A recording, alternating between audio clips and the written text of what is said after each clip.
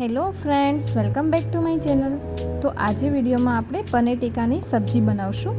તો video skip કર્યા વગર છેલ્લે સુધી જોજો. શું આમાં હું નાખું છું અને સાવ સિમ્પલ રીતે પનીર ટીકાનું શાક બનાવું છું. કોઈ પણ પ્રકારના ગરમ મસાલા વગર એકદમ ઢાબા સ્ટાઇલ તમને પનીર ટીકાનું શાક જોવા મળશે. આમાં ફૂલ રેસીપી જોવા મળશે. તો બધાના ઘરમાં અલગ અલગ રીતે બનતું હોય છે અને અમે પણ અલગ જ રીતે જ બનાવીએ છીએ. અમારે વધારે કેપ્સિકમ અને ડુંગળી ચડેલું જોઈએ એટલે અમે પહેલાં તેલમાં કેપ્સિકમ અને ડુંગળી ફ્રાય કરી લેશું અને પછી ગ્રેવી એડ કરશું. તો વિડીયો સ્કીપ કર્યા વગર જોજો. ગરમ મસાલા વગર પનીર ટીકાનું શાક બનાવું છું. હવે આપણે ડુંગળી એડ કરી દીધી છે. બંને સતળાઈ જાય એટલે ડુંગળીની આપણે ગ્રેવી છે એડ કરીશું. ડુંગળીની ગ્રેવીમાં મેં ખાલી કાજુ એડ કર્યા છે અને થોડાક 4 થી 5 તીખા એડ કર્યા છે. તો આ રીતે ટેસ્ટ બનાવશો એટલે એકદમ યુનિક અને સરસ એવું ઢાબા સ્ટાઇલ તમને પંજાબી પનીર ટીકાનું શાક બની જશે અને સરળ એવું સ્વાદમાં પણ સારું એવું લાગશે. તો વિડીયો સ્કીપ કર્યા વગર જુઓ. ડુંગળી એકદમ સતળાઈ જાય એટલે આપણે ટમેટાની ગ્રેવી એડ કરશું અને ટમેટાની ગ્રેવી એકદમ ચડી જાય અને તેલ છૂટું પડવા માંડે એટલે આપણે બધા મસાલા એડ કરી દઈશું. મેં અહીંયા 100 ગ્રામ પનીર લીધેલું છે અને ઘણા લોકો પનીરને ફ્રાય કરતા હોય છે, તેલમાં શેકતા હોય, ઘણા લોકો ઘીમાં શેકતા હોય છે. તો અમારે લોકોને કોઈને પસંદ નથી શેકેલું પનીર, તો મેં એમનામાં જ યુઝ કરેલું છે પનીર. અને થોડુંક તમે આમાં પનીર છે એ છીણીને પણ નાખી શકો છો. આદુ મરચાં અને લસણની પેસ્ટ પણ એડ કરી શકો છો. લસણ ના ખાતા હોય તો લસણ ના પણ એડ કરી શકો. મેં અહીંયા ગ્રેવી થોડી ઓછી બનાવી છે, એકદમ કોરું શાક બનાવ્યું છે. ઘણા લોકોને ગ્રેવી વધારે જોતી હોય તો તમે આટલું જ ટમેટાં અને ડુંગળીની ગ્રેવી લઈ શકો છો, પણ થોડુંક પાણી એડ કરી દેશો એટલે એકદમ લચકાદાર તમારું શાક થશે.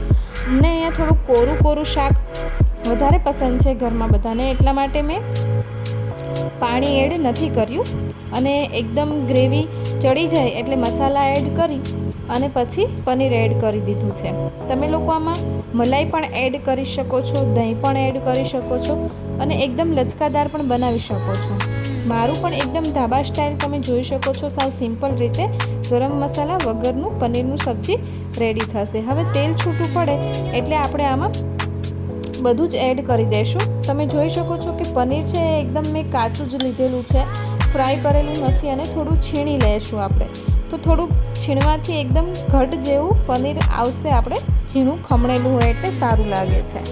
તો આપણે બધા મસાલા એડ કરી દઈએ હવે, કેમ કે તેલ છૂટું પડી ગયું છે અને ગ્રેવી એકદમ મિક્સ થઈ ગઈ છે. ટમેટાં અને ડુંગળીની બંને એકદમ સરસ એવું ચડી ગયું છે અને સ્મેલ પણ બહુ સરસ એવી આવે છે. એકદમ ઢાબા સ્ટાઇલ બની જશે. થોડી આપણે હળદર અડધી ચમચી એડ કરીશું, 2 ચમચી મરચું એડ કરીશું અને થોડું ધાણા જીરું એડ કરીશું. મરચું કાશ્મીરી મારું મિક્સ જ છે એટલે કલર એકદમ સારો એવો આવશે. લોકો કાશ્મીરી મરચું પણ એડ કરી શકે છે અને લીલા મરચાં ઝાઝા નાખી શકે છે. ધાણા જીરું 1 ટીસ્પૂન નાખશું અને બધું મિક્સ કરી લેશું એટલે એકદમ સરસ એવું કલર અને સરસ એવું મિક્સ થઈ જશે મસાલા. એકદમ મસાલા પણ ચડી જાય અને ગ્રેવી સાથે મિક્સ થઈ જાય પછી આપણે પનીર એડ કરી દઈશું. તમે જોઈ શકો છો તેલ એકદમ છૂટવા લાગ્યું છે અને મસાલા એકદમ મિક્સ થઈ ગયા છે. તો હવે આપણે આમાં પનીર પણ એડ કરી દઈશું. ગ્રેવી તમે જોઈ શકો છો કે એકદમ પનીર એડ નથી કર્યું છતાં પણ સરસ એવું લૂકમાં લાગે છે શાક અને ખાવામાં પણ એકદમ ટેસ્ટી લાગે છે શાક. હવે આપણે આમાં પનીર એડ કરીશું અને એકદમ મિક્સ કરી નાખશું તો એકદમ સરસ થઈ જશે શાક આપણું ઢાબા સ્ટાઇલ. એકદમ મિક્સ થઈ ગયું છે પનીર અને હવે આપણે એને ગેસ ઉપરથી થોડીવાર ચડવા દઈએ અને પછી ઉતારી લઈશું. તમે જોઈ શકો છો તેલ એકદમ છૂટું પડવા લાગ્યું છે અને શાક એકદમ રેડી થઈ ગયું છે. જોવાતા તમે જોઈ શકો છો એકદમ ઢાબા સ્ટાઇલ શાક રેડી થઈ ગયું છે અને કોઈપણ પ્રકારના ગરમ મસાલા વગર આપણે આ શાક બનાવ્યું છે. કંઈ પણ એક પણ ગરમ મસાલો નાખવાનો નથી તો પણ તમારે સરસ એવી સુગંધ અને સ્વાદમાં પણ બહુ સારું લાગશે. ગરમ મસાલો ઓછો હોય એટલે શાક આપણે જાજુ પણ ખાઈ શકીએ છીએ. આ મેં 100 ગ્રામ પનીરમાંથી બનાવેલું શાક છે. મીઠું હું એડ કરતાં ભૂલી ગઈ હતી એટલે મેં છેલ્લે એડ કર્યું છે.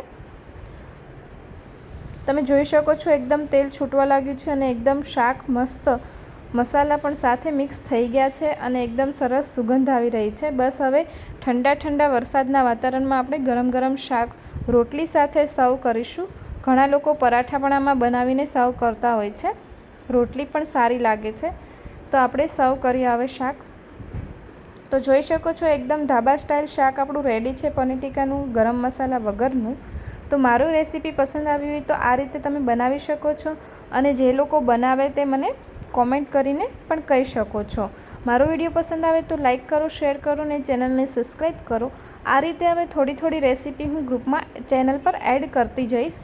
થોડા દિવસે તમને એક રેસીપીની વિડીયો જોવા મળી જશે. તો મારો વિડીયો પસંદ આવે તો લાઇક કરો, શેર કરો અને ચેનલને સબસ્ક્રાઈબ કરો. બેલ આઇકન પર ક્લિક કરવાનું ના ભૂલતા કે વિડીયો અપલોડ થતાં જ તમને નોટિફિકેશન મળી જાય. ચેનલ પર નવા છો તો ફટાફટ ચેનલને સબસ્ક્રાઈબ કરો અને અત્યારે આવા ઠંડા વાતાવરણમાં ફટાફટ પનીરની સબ્જી બનાવી લો. Thank you.